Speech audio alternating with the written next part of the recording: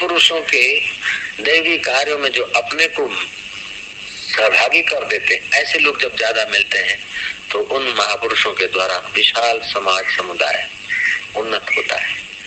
जैसे श्री कृष्ण को मिल गए, कृष्ण द्वैपायन, अर्जुन निमित्त मिल गया, युधिष्ठिर मिल गए, और सद्भाग्यशाली ग्वाल और गोपियां उनके बंसी नाद से देवदास बोलने को तत्पर हो जाते थे। ऐसे लोग मिल गए तो श्री कृष्ण के द्वारा समाज की बहुत ऊंची उन्नति हुई।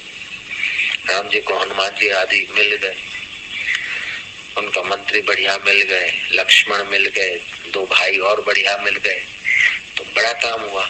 झूलेलाल को इतना नहीं मिले, सोमा और नेजा ये दो भाई थे लेकिन सहभागी नहीं हुए, तो झूलेलाल को परिश्रम पड़ा और लिमिटेड उन्नति हुई। और उसी प्रदेश के उसी इलाके के लोग, सिंधी लोग उनको मानते झूलेलाल। लेकिन श्री कृष्ण को या श्री राम को तो बहुत बतेरे मिले तो फैला, उनका मिशन था।